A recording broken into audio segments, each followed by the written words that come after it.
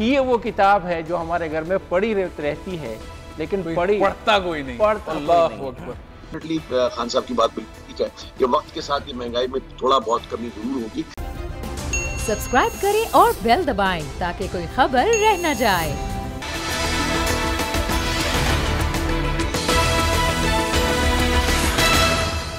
अस्सलाम वालेकुम, मैं हूं फैसल अजीज खान।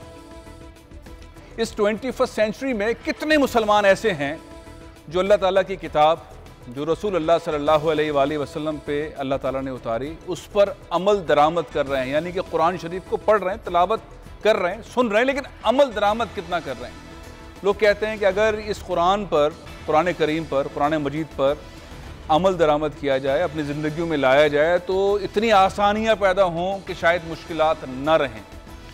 मेरी मुलाकात चंद रोज़ पहले एक ऐसे शख्स से हुई जो देखने से आलिम नहीं लगता, मौलवी नहीं लगता, कोई अल्लामा नहीं लगता, लेकिन वो कुरान करीम के एक हिस्से पर अमल दरामद करते हुए लोगों के लिए आसानियाँ पैदा कर रहे हैं। और इतनी आसानियाँ इतने मुश्किल लोगों पर कि हैरान कुन मामला है।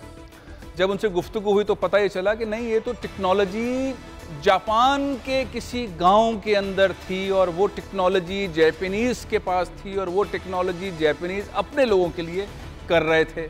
जब उन्होंने तहकीक की तो पता चला कि ऐसा मामला नहीं है, ये तो कुरान के अंदर दिया गया है, कुरान मजीद में दिया गया है। ये मामला है बारिश के पानी का। वैसी पानी हयात है, ज़िंदगी है। तकरीबन नहीं बल्कि हतमी तौर पर 51 आयतें हैं जो पानी से मुताल्लिक, बारिश के पानी से मुताल्लिक कुरान के अंदर ज़िक्र की गई। आज का मेरा मौजू यही है। मेरे साथ स्टूडियो में बैठे हैं, तशरीफ़ फरमा हैं फसीउल हसन साहब, जो कि जापान में थे, अल्लाह हिदायत दी, और वो इस सारे प्रोसेस को कर रहे हैं, उनसे गुफ्तगू करेंगे। और मेरे साथ एक बहुत ही मुतब्बिर किस्म के आलिम दीन हैं जो मुख्तलिफ मौज़ूआत के ऊपर बड़ी अच्छी गहरी रोशनी डालते हैं। आप अक्सर उन्हें बोल्ड टेलीविज़न के ऊपर देखते हैं। कारी वली खान मुजफ्फर साहब, आपको भी बहुत बहुत खुशामदीद। मुख्तलिफ मकातब फ़िक्र के उलमाए कराम क्या फरमाते हैं? हमारे यहाँ चूँकि जब हम कुरान को लेते हैं तो हमें जहन में होता है कि ये मकातब फ़िक्र के उलमाए कराम, उनका कहना ये है, इनका ये हो सकता है और ये हो सकता है, इस बात को तस्लीम ना करें। तो क्या बारिश के पानी पर हमारे मुख्तलिफ उलमाए कराम एक पेज पर हैं? ज़रा सुनिए। बहुत सारी नेमतें बयान करने के ज़िमन के अंदर अल्लाह रब्बुल इज़्ज़त ने आसमान से उतारे जाने वाले पानी का तज़किरा फरमाया और उसके लिए जो अल्फाज इस्तेमाल फरमाए वो बड़े काबिल गौर हैं और बहुत ही काबिल तदब्बर अल्फाज हैं। सूरह क़ाफ के अंदर आयत नंबर 9 में अल्लाह रब्बुल इज़्ज़त ने इरशाद फरमाया, व अंज़लना मिनस्समाइ माअम मुबारका, हमने आसमान से बरकत वाला पानी उतारा। अब जहाँ लफ्ज़ आ रहा है माँ के साथ, यानी पानी के साथ, मुबारका, बाबरकत, मुबारक पानी हमने उतारा। इसी तरह सूरह फुरक़ान के अंदर अगर आप देखें तो आयत नंबर 48 में व अंज़लना मिनस्समाइ माअन तहूरा, हमने आसमान से पानी उतारा और उसके साथ जो सिफत बयान फरमाई वो ये कि पाकीज़ा, शफ़ाफ, पाक पानी हमने उतारा। कायनात में सिर्फ एक ज़ात मुस्तफ़ा है कि अल्लाह फरमाते हैं वमा अरसलनाका इल्ला रहमतल लिल आलमीन, कि हमने उनको नहीं बनाया। तो ये जो नहीं बनाया कहा तो इसका यही है क्या नहीं बनाया, यानी ज़हमत नहीं बनाया, बल्कि हमने उनको आलमीन के लिए रहमत बनाया। बारिश का पानी अल्लाह की रहमतों में से, अल्लाह की अताओं में से, अल्लाह के इनामों में से एक इनाम है और यकीनन इसके अंदर अल्लाह ताला ने शिफा भी रखी है। अल्लाह तबारक व ताला ने जैसे और पानियों के अंदर अल्लाह रब्बुल इज़्ज़त चाहे तो किसी को शिफा दे दे, लेकिन सबसे बड़ी बात यह है कि कुरान मजीद, कुरान रशीद में अल्लाह ताला फरमाता है कि तुम्हारी जिंदगी हमने पानी में रखी है। तो जब इंसान की हयात को ही अल्लाह ताला ने पानी करार दिया है तो इस एतबार से हम समझ सकते हैं कि इंसानी जिंदगी की बका का ज़ामिन वो पानी है और पानी का जो मेन जरिया है वो आसमान से बरसने वाली बारिश है। ये उस मालिक का एक निज़ाम है। वही बारिशें नालों के जरिए से दरियाओं में जाती हैं, दरियाओं से समुंदरों में, वहां से बुखारात बनकर फिर बादलों के रूप। ख़ैर साहब, बाद में आपसे शुरू करूंगा। एक तो ये कि हम कुरान शरीफ पढ़ते हैं, बंद करके रखते हैं, गिलाफ में रखते हैं, उस पर 4 चादरें और चढ़ाते हैं और अच्छी पाक जगह के ऊपर रख देते हैं और उसको देखते रहते हैं। जब उतारते हैं 6 दफ़ा चूमते हैं, उसकी इज्जत एहतराम बहुत करते हैं, और कई कई माह तक तो उतारते ही नहीं हैं, या सिर्फ पढ़ते हैं या सुनते हैं, अमल दरामद से बहुत दूर है। इसका क्या मामला है? क्यों इतना मुसलमान कुरान शरीफ को पढ़ने वाले मामले से उसी हद तक हैं, उसकी अमल दरामद वाले मामले में उतना नहीं है जितनी हिदायत है? फैसल भाई, आपने एक अजीम किस्म का मौजू छेड़ दिया, बहुत बड़ा मौजू, पूरी इंसानियत का, तमाम कायनात का मौजू है। अगर कुरान करीम को अपनाया जाए, कुरान करीम पर अमल दरामद किया जाए, कुरान करीम की तिलावत की जाए, कुरान करीम को समझा जाए, कुरान करीम की सही अदायगी अल्फाज की सूरत में की जाए, तो सिर्फ उम्मत मुस्लिमा नहीं, ये कुरान और जनाब नबी करीम सल्लल्लाहु अलैहि वसल्लम और अल्लाह पाक, ये पूरे आलम के लिए हैं। रब्बुल आलमीन है वो रहमतुल लिल आलमीन है। ये तबारकल्लज़ी नज़्ज़ल अल फ़ुरक़ान अला अब्दिही लियकून लिल आलमीन नज़ीरा, ये किताब भी आलमीन के लिए।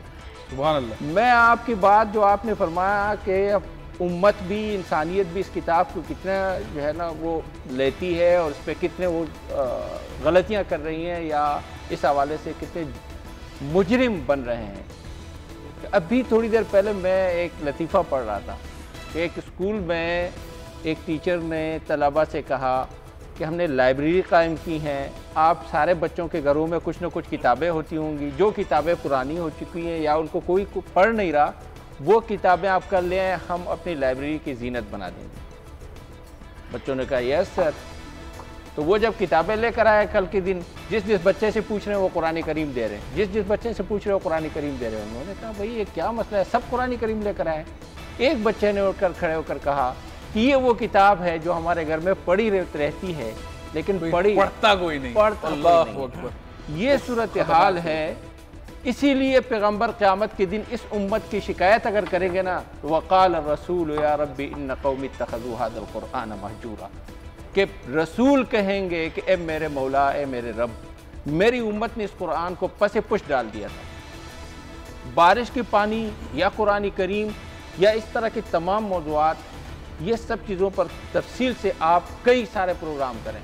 बिल्कुल मैं सिर्फ एक आयत का तर्जमे के साथ एक आयत अभी पढ़ लेता हूँ, बारिश के पानी की तरफ भी आते हैं। अल्लाह पाक ने कुरान करीम में फरमाया कि क़यामत के दिन जो है एक इस तरह के शख्स को जो है उठाया जाएगा कि वमन अअरद अन ज़िक्री फ़इन्न लहू मईशतन दंका, जो कुरान करीम से मुंह मोड़ेगा उसकी ज़िंदगी तंग हो जाएगी। उसके मईशत का लफ्ज़ है वहाँ पे, हयात का लफ्ज़ नहीं है। ये मुश्किलात इसी मुश्किलात की वजह क्या है? फ़इन्न लहू मईशतन दंका, उसकी मईशत तंग हो जाएगी। वो मिन हैसुल कौम या मिन हैसुल फ़र्द या मिन हैसुल फैमिली, जिस तरह के भी हो, जो लोग भी कुरान करीम से मुँह मोड़ेंगे उनकी ज़िंदगी और उनकी मईशत तंग हो जाएगी। वनहशुरुहु यौमल क़ियामति अअमा, क़यामत के दिन हम उनको ब्लाइंड उठा लेंगे, नाबीना। वो कहेगा क़ाला या रब्बी लिमा हशरतनी आमा, आपने मुझे नाबीना उठा दिया, वक़द कुन्तु बसीरा, दुनिया में तो मैं देखने वाला था। मैं आपकी तरफ आता हूँ, मैं ख़त्म कर रहा हूँ, एक सेकंड दीजिए। तो अल्लाह पाक फरमाएंगे कि कज़ालिका अततका आयातुना फनसीतहा, मेरी आयतें आपके पास आती रहीं, पढ़ी जाती रहीं, छपती रहीं, सुनाई जाती रहीं, तुमने अमल दरामद, इसलिए तुम आज भुलाए गए हो, अमल दरामद नहीं किया। मेरे साथ डॉक्टर कैसर सज्जाद साहब मौजूद हैं, पाकिस्तान मेडिकल एसोसिएशन के जनरल सेक्रेटरी हैं। डॉक्टर साहब, एक आयत है सूरह अंबिया के अंदर है, हमने हर जिंदा शय को पानी से हयात दी, इसका तर्जुमा है। डॉक्टर साहब, पानी कितना इम्पोर्टेंट है सेहत के लिए, कितना इम्पोर्टेंट है किसी मर्ज के लिए, ज़िंदगी के लिए? डॉक्टर्स क्या कहते हैं? डॉक्टर्स के नज़दीक पानी की अहमियत और खुसूसन बारिश के पानी की अहमियत क्या है? बिस्मिल्लाहिर्रहमानिर्रहीम। बहुत शुक्रिया फैसल आपका। देख, ये तो अल्लाह ताला की एक नेमत है। सबसे बड़ी बात तो यही सबसे बड़ी इंसान की वो है कि कुदरत की एक नेमत है जिसको हमें अवेल करना चाहिए। अब रहा सवाल कि इसको पानी जो नेमत है इसका इस्तेमाल, इसका मुख्तलिफ इस्तेमाल है, इसको पिया भी जा सकता है। लेकिन जब बारिश होती है, पहली बारिश जब होती है, तो फिज़ा में बहुत सारी कसाफतें होती हैं, बहुत सारे पोल्यूशंस होते हैं, बहुत सारे केमिकल्स होते हैं जो कि आपको प्रॉब्लम कर सकते हैं। तो लिहाजा मैं समझता हूँ कि जो लोग ऐसा करते हैं कि जो पानी डायरेक्ट लेकर उसको पीते हैं, उनको प्रॉब्लम हो सकती है। अच्छा। लेकिन उसके बाद जो बारिश होती है वो काफी क्लियर होता है और हम समझते हैं कि उसको अगर पी भी लिया जाए तो शायद कोई ऐसी बात नहीं होगी। लेकिन कराची जैसे शहर में जहाँ के हमें पोल्यूशन बहुत ज्यादा है, मैं समझता हूँ कि अगर आपने सही तरह से उसको कलेक्ट नहीं किया या उसको जमा नहीं किया तो बेहतर यही रहेगा कि उस पानी को अगर उबाल के आप इस्तेमाल करें तो आपकी सेहत सेफ रहेगी। ये बहैसियत डॉक्टर के मैं मशवरा दे सकता हूँ, जो कि मैं समझता हूँ कि पानी से पैदा होने वाली, क्यों ये बात मैं कर रहा हूँ, क्योंकि पानी से पैदा होने वाली बेतहाशा बीमारियां हमारे यहाँ हैं और तकरीबन 30 लाख अफराद हर साल में पानी से पैदा होने वाली बीमारियों में मुब्तला हो जाते हैं और उसमें काफी लोग इंतकाल भी कर जाते हैं, खासकर वो बच्चे जिनकी उम्रें जो है 5 साल से कम होती हैं। तो लिहाजा हमें एहतियात करना चाहिए।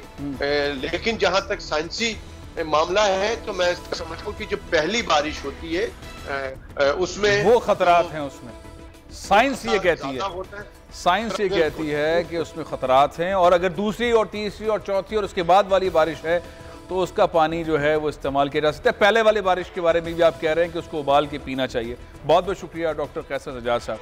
अब मामले एक मैं आपको साउंड बाइट सुनाना चाहता हूँ। एक साहब की तकरीर है जो इस वक्त कराची के कौन से जर्नल हैं जापान के, उन्होंने चंद रोज़ पहले एक तकरीर में तकरीर की मेरी नज़र से गुजरी, वो मैं आपको सुनाना चाहता हूँ। पानी के बारे में, बारिश के पानी के बारे में जापान में किस तरह से वो इस्तेमाल होता है और उस बारिश के पानी से जापानी किस तरह इलाज करते हैं उसका जिक्र कर रहे हैं, क्योंकि ये बहुत आम सी बात है जापान में। फिर मैं आपको बताऊँगा कि फसीउल हसन साहब कुरान की इन 51 आयतों से किस तरह अमल दरामद करके लोगों के लिए शिफा पैदा कर रहे हैं और मुहैया कर रहे हैं। लेकिन ज़रा सुनिए ये कौन से जनरल साहब क्या फरमा रहे हैं। जी फसीउल हसन साहब, आप जापान में थे, गाड़ियाँ बेचा करते थे, गाड़ियाँ ख़रीदा करते थे, गाड़ियाँ सप्लाई करते थे, गाड़ियाँ पाकिस्तान पहुँचाते थे। आपने छोटी सी इन्होंने मुझे स्टोरी बताई और वहाँ इन्होंने देखा कि किस तरह से जापानी बहुत आसानी से कुरान पर अमल दरामद कर रहे हैं और वो मुसलमान नहीं हैं लेकिन उस किताब पर अमल दरामद कर रहे हैं जो रसूलुल्लाह सल्लल्लाहु अलैहि वसल्लम के ऊपर अल्लाह ताला ने उतारी, उससे वो फ़ायदा उठा रहे। इस पॉइंट पर ये आगे बढ़े। मैं स्टोरी ज़रा शॉर्ट कर देता हूँ क्योंकि ये बहुत इनको मौका मिलेगा बात करने का। और उसके बाद उन्होंने काम शुरू किया। ये बुनियादी तौर पर ये जो 51 आयतें हैं और ये जो मामला है बारिश के पानी का, कुरान की आयतों पे अमल दरामद करते हुए लोगों के लिए आसानियाँ पैदा करना, ये आपके जहन में इसी वाक़े से आया, जापान के इस वाक़े से, या कोई और आपकी तहकीक थी? अस्सलाम वालेकुम। वालेकुम अस्सलाम। फैसल भाई आपको भी सलाम, मौलाना साहब आपको भी सलाम। मौलाना साहब ने पहले, मैं अगर मुझे इजाज़त दें तो पहले मैं मौलाना साहब का जवाब दे दूँ। नहीं मौलाना साहब ने सवाल नहीं किया। अच्छा, सवाल मैंने किया, मेरा जवाब पहले वो जवाब दो। बेसिकली ये खुशकिस्मती है, मेरी वालदा की मेहरबानी थी कि उन्होंने मुझे कुरान से जोड़ के रखा।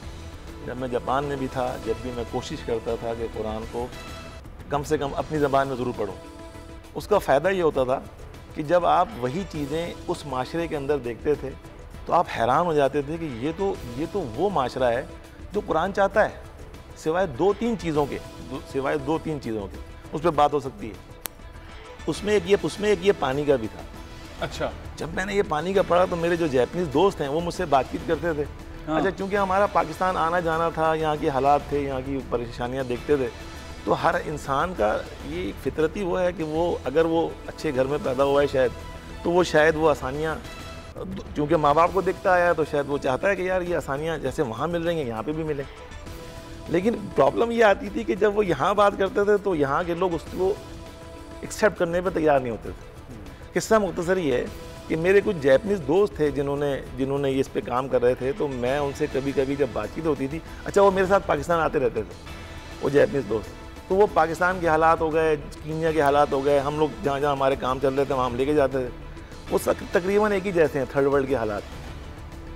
तो उन पर जब वो बात होती थी तो वो बेचारे हमारा कभी कभी मजाक भी उड़ाते थे कि तुम लोग किस माशरे में रह रहे हो यार, देखो ये। तो बेसिकली वो क्या मतलब वहाँ उन्होंने जब ये बात कुरान की आयतों के ऊपर वो काम कर रहे थे नहीं, कुरान या क्या? बेसिकली वो इस पे काम ऑलरेडी कर रहे थे। उनकी भी कुतुब में बारिश के पानी की तारीफें मौजूद हैं, बुद्धिस्ट की। उनके सही ये बेसिकली जापानीज जो हैं बुद्धिस्ट हैं जी, बुद्धिस्ट हैं। तो उनकी किताबों के अंदर ये जिक्र था, कुरान के हवाले से था या उनकी अपनी किताब? नहीं, उनकी अपनी किताब से था। कुरान का तो मैंने बीच में, चूंकि मैं वो था तो मैं उनसे साथ था, बातचीत होती थी, तो उनको बताता था कि देखिए ये तो कुरान में भी है और ऐसे है ऐसे है, तो वो और उनको बिलीव होता था कि यार ये किस्सा मुख्तसर ये है कि ये पानी जब हम यहाँ लाए, यहाँ लाने की कोशिश की, बारिश के पानी अभी के बारिश के पानी से लोगों को हयात मिल सकती है। हमने जापान में चूहों पे बाकायदा इस पर पहले तहकीक की गई, फिर उसके बाद पौधों पे की गई, फिर उसके बाद इंसानों को जब देख लिया कि बहुत फ़ायदेमंद है इंसानों को। मुझे कुरान की एक शानदार आयत याद है, वो थोड़ी सी बताइए। वो कह रहा है, कुरान शरीफ फरमा रहे हैं कि दुनिया की तमाम बुराइयां तुम्हारी तरफ से हैं, तमाम अच्छाइयाँ, दुनिया की तमाम बुराइयां तुम्हारी तरफ से हैं, तमाम अच्छाइयाँ हमारी तरफ से हैं, ये तुम हो जो बुराई चुनते हो। प्रॉब्लम ये है कि जिस चीज़ का भी जिक्र डॉक्टर साहब ने कहा कि वो जो पोल्यूशन होती है, ये पोल्यूशन पिछले 100 साल 150 साल ये जो सनती इनकलाब आया उसके बाद ये उसकी मेहरबानी है। आज से पहले तो क्लीन था और अभी भी बहुत सारी दुनिया के ऐसे क्षेत्रों में पोल्यूशन नहीं है। बिल्कुल ऐसी है। जिस टाइम अल्लाह ताला ने ये बात बोली थी, उस टाइम इंसान ने सनती इनकलाब ला के माशरे को ख़राब नहीं किया था। प्रॉब्लम क्या है कि बारिश बजाते खुद फ़ायदेमंद है। आपने क्या किया, इंसान ने अपने हाथों से खुद बुराइयां चुन ली। अब जब वो चुन ली तो अब आप उसकी बहस कर रहे हैं कि भाई वो ख़राब है या अच्छा है। हम इतनी सी बात कर रहे हैं कि अगर हम आपको ऐसा पानी दे दें जो बारिश यानी जिसका ताल्लुक आपके एयर पोल्यूशन से ना हो, लेकिन उसकी तमाम खुसूसियात बारिश की तरह हों, तो ये तो फ़ायदेमंद हो जाएगा। ये लेके हम पाकिस्तान, हम पहले गए थे, कह लीजिए आपके डॉक्टर साहब ये छोड़ दें, कहाँ लेकर गए थे आप? कहाँ? अच्छा। बुनियादी तौर पर ये कि आम आदमी को ये यकीन हो जाना चाहिए, वो मुसलमान है या किसी भी मज़हब का है, कि कुरान के अंदर अल्लाह ताला ने अपने नबी के ज़रिए ये हिदायत कर दी और उस पर अगर पढ़ने के साथ साथ अमल दरामद भी किया जाए तो कोई भी बीमारी ऐसी नहीं है जिसका इलाज ना हो सके और बारिश के पानी से ना हो सके। मैं आपकी इस बात, मैंने दुरुस्त फरमाया मुफ्ती साहब की बात ऐसे ही इसी तरह से? अच्छा, अब सवाल ये होता है कि जब हमने ये बात, एक हदीस है कि मा मिन दाइन इल्ला व अंज़ल लहु अल्लाहु दवाअन, कोई बीमारी ऐसी नहीं है जिसके अल्लाह ताला ने दवा नहीं भेजी है। तो ये बारिश का पानी अंज़ला में आता है, बिल्कुल ऐसी। और फिर बारिश के पानी के हवाले से जब आप गूगल पे तहकीक करेंगे तो आपको बुजुर्गों के इससे नहाने के तरीके अलग हैं। बारिश के पानी से नहाने का तरीका अलग है, उसके अलग दुआएं उसकी शिफा अलग कि ये दुआ पढ़ें, इस तरीके से उस पानी को जमा करें, उसको इस तरह से। ये पोल्यूशन ये तो उसके अलग चीज़ें हैं ना, तो तवाबे हैं उसके साथ मिली हुई चीज़ें। जो असल बारिश का पानी है वो तो ये है। और कराची में आपका हब डैम जो है ये भी तो बारिश का पानी है, और चश्मों में ये बारिश ही से पानी आता है। मुफ्ती साहब, जब हम कुरान करीम को डिस्कस करते हैं, हम पढ़ते हैं और जब अमली तौर पर चीज़ों को देख रहे होते हैं, तो बहुत सारे ऐसे मौक़े इंसान को हासिल हैं कि वो कुरान पर अमल दरामद करे और आसानियाँ पैदा करे। इसी तरह बारिश के पानी के हवाले से कोई ऐसी पुख्ता चीज़ जिसको सुनकर फ़ौरन यकीन आ जाए? फैसल भाई, सबसे पहले इसमें कुरान करीम ने बारिश के पानी को मुबारक कहा है। वनज़्ज़लना मिनस्समाए माअन मुबारकन। अल्लाह पाक फरमाते हैं मैंने तुम्हारे लिए आसमान से मुबारक पानी उतारा। सूरह शूरा में अल्लाह पाक ने फरमाया कि जब तुम बिल्कुल नाउमीद हो जाते हो, ज़मीन खुश्क हो जाती है और बंजर हो जाती है और क़हत साली की सूरत हाल होती है, तो हम तुम्हारे लिए आसमान से पानी उतार देते हैं। अब ये लोग इस तरफ क्यों नहीं आ रहे? अल्लाह करे कि आप जैसे हजरात जो मीडिया के स्टार हैं वो कभी कभी इस तरह के प्रोग्राम भी किया करें, और वो इस तरह एक जो है ना सवाब की नीयत से अपनी आखिरत के लिए भी कुछ ज़ख़ीरा जो है वो बनाते चले जाएं कि वो कल हो ना हो ये प्रोग्राम चलते रहें, वो दावत का काम करते रहें, वो लोगों को एक खैर और भलाई की तरफ बुलाते रहें, तो इस तरह लोग आएंगे। तो इस तरह कुरान करीम पर लोग अमल भी करेंगे। आप ये शख्स जो आपके बराबर में बैठे हैं, मेरे साथ भी बैठे हुए हैं, जो कुरान की आयत के ऊपर अमल दरामद कर रहे हैं और लोगों के लिए आसानियाँ पैदा कर रहे हैं, ऐसे कितने लोगों को आपने वैसे देखा है? ऐसे कुछ लोग हैं जो बाज़ लोग कुरान करीम के आदाद शुमार पर काम कर रहे हैं, कुछ लोग कुरान करीम की तिलावत पर मदरसों में देखें, मस्जिदों में देखें, कुछ लोग इबादतों रियाजतों में। लेकिन ये जो चहत के इस किस्म के लोग हैं, ये तो हज़ारों में वो नरगिस अपने बेनूरी पर रोती है, बड़ी मुश्किल। अब आ जाए भाई फसी भाई, आप ये बताइए कि जो आम पानी है, आम पानी है और ये बारिश का पानी, आपकी तहकीक क्या कहती है? हम जैपनीज को भी हटाते हैं, हम मंगोल्स को भी हटाते हैं, आप बताएं एज ए पाकिस्तानी क्या किया एज ए मुसलमान? सर अभी जैसे मौलाना साहब ने मईशत की बात की थी जी, मैं उसको थोड़ा सा वो कर दूं। दुनिया की मईशत तकरीबन 55,000 अरब डॉलर से ज़्यादा है, और बदकिस्मती ये है कि सिर्फ अगर बारिश के पानी को उसकी असल हकीकत में ले लिया जाए तो आप यकीन कीजिए कि जैसे अल्लाह ताला फरमा रहे हैं कि जब इंसान नाउमीद हो जाता है हम आसमानों से रहमत बरसाकर तुम्हारी उम्मीदों को बर ले आते हैं। हर वो बीमारियां जो डॉक्टर हजरात या कह लीजिए तबीब हजरात मना कर देते हैं, पिछले 13 साल में मुझे इस बात का पूरा यकीन था कि जो कुरान कह रहा है इसमें कोई शक नहीं है। यही वजह थी कि पाकिस्तान क्या पूरी दुनिया के इदारे बारिश के पानी को वेलकम इसी वजह से नहीं करते जैसे डॉक्टर साहब ने इरशाद फरमाया था। प्रॉब्लम यह है कि वो पूरी बात लेते नहीं जैसे अल्लाह ने कहा था। वो कैसे वो कैसे ली जाए? वो अगर ले ली जाएगी तो बड़े मसले आ जाएंगे। नहीं, चले आप बताएं कैसे ली जाए। उसका बड़ा आसान सा हल है कि आप, मुझे इस बात का अंदाज़ा था क्योंकि मैंने जापान में चूहों पे इन पे प्रैक्टिस होते देखी थी। मैंने क्या किया, मैंने कहा यार मुझे कुछ नहीं करना चाहिए, मुझे कुरान की इन आयतों को कोशिश करनी चाहिए कि मैं साबित करूँ कि अल्लाह सच बोल रहा है, ये ज़मीन अल्लाह की है, कानून अल्लाह का चलना चाहिए। अंजाम क्या हुआ, जब ये काम शुरू किया तो पाकिस्तान के इदारे जो कि बेसिकली इंटरनेशनल इदारों के नीचे हैं, वो इस चीज़ को एक्सेप्ट करने पे तैयार नहीं थे। हम ऐसा करते हैं, इदारों को भी साइड पर रखते हैं, सारी चीज़ों को साइड रखते हैं। आप पानी में फ़र्क बताएं, बारिश का पानी या आम पानी, क्या फ़र्क है? ये चार्ट किया है, ये चार्ट बेसिकली दिखाइए। ये चार्ट बेसिकली पूरी दुनिया में कहीं पे भी पानी अगर पिलाया जाएगा तो इस चार्ट के हिसाब से इसमें क्या है? इसमें वो कहते हैं जी कि जो बारिश का पानी है वो एसिडिक है, ठीक है, यानी कि तेजाबी है। प्रॉब्लम सिर्फ इतनी सी है, ये कौन दिखाते हैं? ये कानून है, इंटरनेशनली कानून है, ये पाकिस्तान का नहीं, ये अगर आप कहीं भी जाएंगे ये इंटरनेशनली यही है। उसकी वजह है मैं पहले बता चुका हूँ, जो कि बेसिकली अगर जब कानून ज़मीन अल्लाह की है और कानून अल्लाह का चलना चाहिए, तो जब वो बार बार कह रहे हैं कि जब इंसान नाउमीद हो जाता है वो ये कह रहा है मुबारक पानी है, तो उसूलन तो इस पानी पे तहकीक करनी चाहिए थी, इस पानी को बेस बनाना चाहिए था, इस पानी को कानून बनाना चाहिए था। कमाल ये है कि साइंस इस पानी को कह रही है ये पिलाने का नहीं है। अच्छा, हमने क्या किया, हमने 13 साल में इस कानून, उनके कानून को नहीं माना, अल्लाह के कानून को माना और लोगों को ये पिलाना शुरू किया। अलग अलग बीमारियों को माशाल्लाह से वो इलाज जो दुनिया में जो डॉक्टर हजरात मना करते थे सर, वो सही होना शुरू हो गए। अब मुझे तो हैरानगी इसलिए नहीं थी कि मुझे पूरा यकीन था कि ये सच बोल रहा है। अंजाम क्या हुआ, इसीलिए हमें 13 साल लगे। 13 साल लगे इसलिए हैं कि हमको पूरी की पूरी इस बात पर कंफर्मेशन लेनी थी कि आया किडनी का कैसा बंदा सही होता है, ब्लड प्रेशर का कैसा सही होता है। चले माशाल्लाह इस बात पर यकीन हो गया कि कुरान पाक पर अमल दरामद किया जाए। ये तो बारिश के पानी का मामला है, लेकिन किसी भी चीज़ पर जो हिदायत दी गई है अगर अमल दरामद किया जाए तो दुनिया में कोई मसला नहीं रहेगा इंशाअल्लाह। मेरा आज भाई इस प्रोग्राम के सेगमेंट को डिस्कस करने का मतलब बुनियादी तौर पर यह है कि हम कुरान पाक को जो गिलाफों में बंद करके रखते हैं, अलमारियों में रखे रहने देते हैं, ऐसा न करें, पढ़ें भी और अमल दरामद भी करें। मैं आपका शुक्रिया अदा करता हूँ मुफ्ती साहब, आपने बहुत अच्छी रोशनी डाली, और फसी भाई आपका भी बहुत बहुत शुक्रिया। प्रोग्राम के अगले हिस्से में मैं डिस्कस करूँगा इस महंगाई की वजह है क्या, और क्या वाकई जो इमरान खान कह रहे हैं कि महंगाई ख़त्म होगी, तो क्या महंगाई ख़त्म होगी या ज़रा कम होगी, इस पर हम बात करेंगे इस ब्रेक के बाद।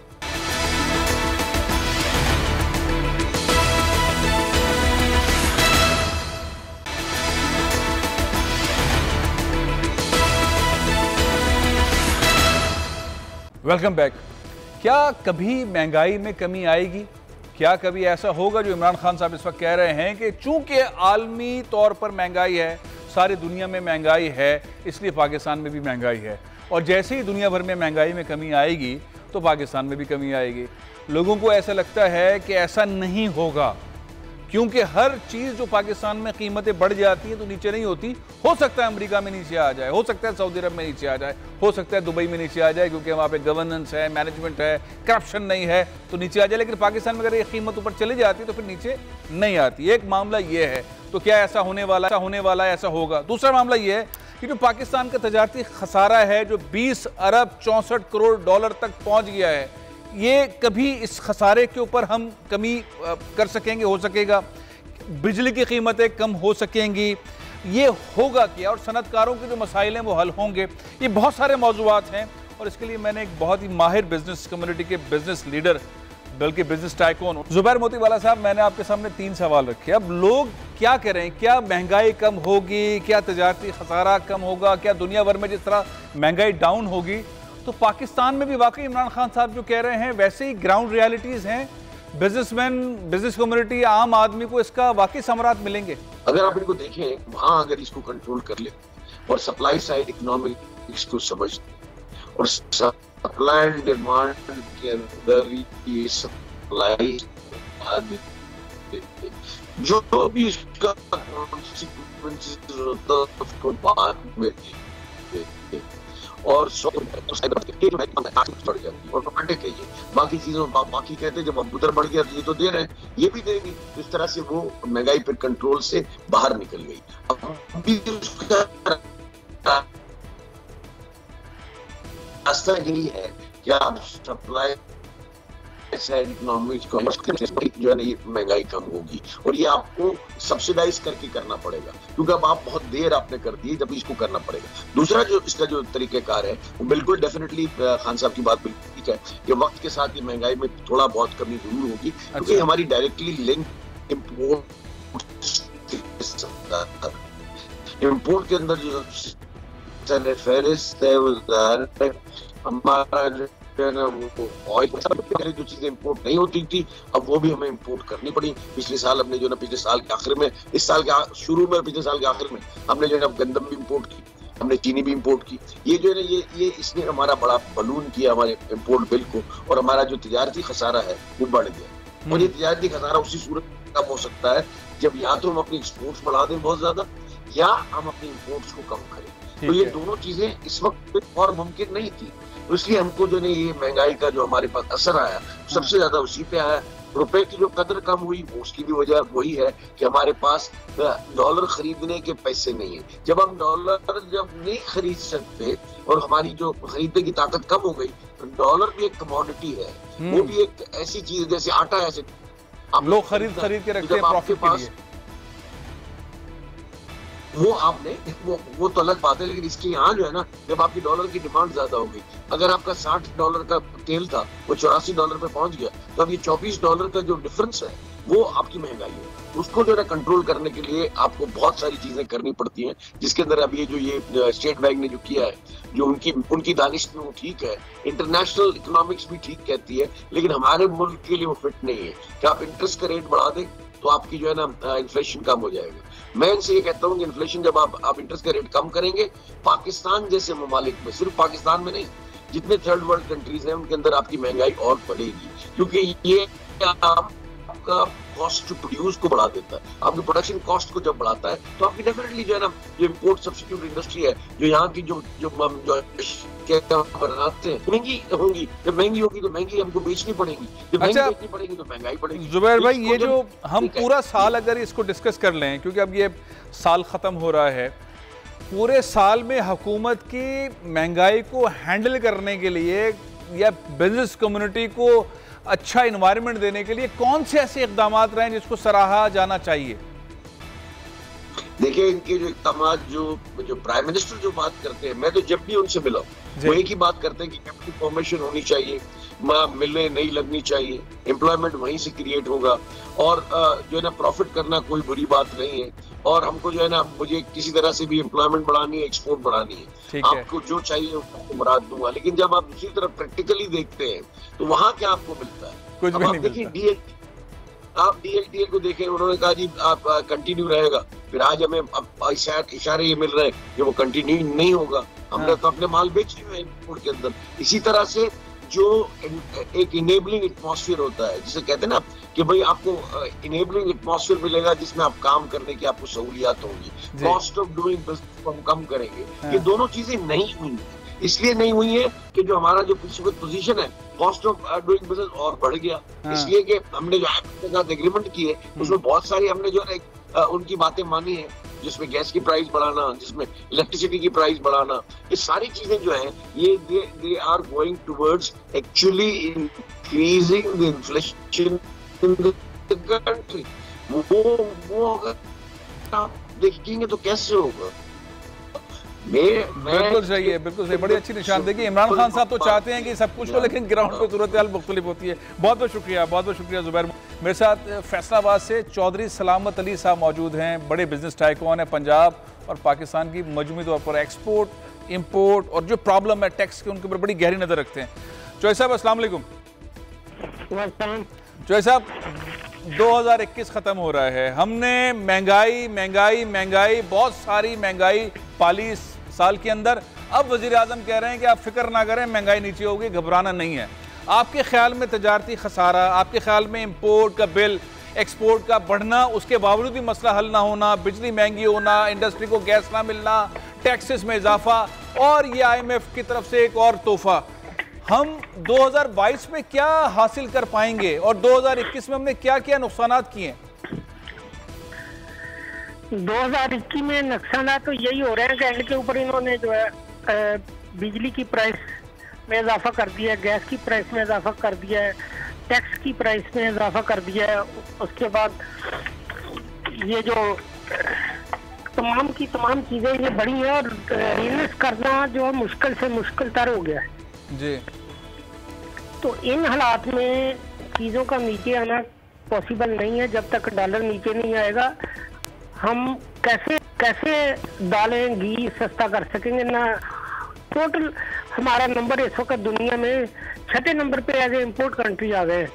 तो दालों की प्राइस, घी की प्राइस, ऑयल की प्राइस, ये टोटल चीज़ें तो हम इम्पोर्ट कर रहे हैं और ट्रेड डेफिसिट जो बढ़ता जा रहा है इस सिलसिले में ये तो ऐसा ही है कि हम 1 रुपया कमा रहे हैं 2 रुपये खर्च कर रहे हैं, तो पॉसिबल नहीं है इन चीज़ों को नीचे लाना चाहिए। तो ये खान साहब जो कह रहे हैं कि अभी महंगाई नीचे आएगी, क्योंकि दुनिया भर में हर जगह पे महंगाई नीचे आएगी और एक वक्त आएगा तेल की कीमतें, तमाम चीज़ें, सप्लाई चेन जो है वो बन जाएगी और महंगाई में कमी आएगी। सवाल ये होता है कि क्या पाकिस्तान में किसी चीज़ की कीमत अगर ज़्यादा बढ़ जाए तो उसे नीचे नहीं किया जाता? पाकिस्तान में इसके असरात वाकई ऐसे होंगे जैसे कि इमरान खान साहब फरमा रहे हैं? नहीं, प्राइस अगर देखें दुनिया में प्राइस तो डेफिनेटली जब तक रेगुलाइज होंगी चीज़ें उस वक्त ही नीचे आएंगी ना। अभी इंडस्ट्री उस तरीके से बाहर भी नहीं चल रही जिस तरीके से चलनी चाहिए थी। कोविड की वजह से बहुत सारी चीज़ें डिस्टर्ब है, लेकिन जब सप्लाई लाइन बराबर हो जाएगी, डिमांड और सप्लाई बराबर होगी तो उस वक्त प्राइसें तो डेफिनेटली अपने एंगल के ऊपर सेटल होंगी। उस वक्त तक बहुत देर हो चुकी होगी। किराए देखें, किराए जो शिपिंग के किराए जो बढ़े हैं अभी तक नीचे नहीं आए। $10,000 से अभी तक $8,000 $2,000 चाइना से नीचे आए हैं। $8,000 तो अभी किराया उस कंटेनर का जो पहले। अब 2022 में क्या होगा आपके ख्याल में? 2022 पाकिस्तान के लिए कैसा रहेगा? 2022 मिला जुला रुझान रहेगा। इसमें इतनी जल्दी चीजें नीचे आने का कोई पॉसिबिलिटी नहीं है। अच्छा। 5-6 महीने तो भूल जाए कि नीचे चीजें आएंगी। 2022 में 5-6 महीने तक कोई ऐसा चांस नहीं है। तो डॉलर की प्राइस आप पे इम्पोर्ट तो ऑलरेडी महंगी होगी। बहुत बहुत शुक्रिया चौधरी सलामत अली साहब, बहुत बहुत शुक्रिया। 2021 ख़त्म हो रहा है, 2022 में क्या सूरत हाल होगी? महंगाई में कमी, खान साहब कहते हैं कमी होगी, लेकिन पाकिस्तान के बिजनेस टाइकून्स कह रहे हैं कि ऐसा नज़र नहीं आ रहा। बहरहाल प्रोग्राम ये ख़त्म कर रहा हूँ, इंशाल्लाह कल फिर हाजिर होऊंगा। इजाज़त दीजिए। पाकिस्तान जिंदाबाद।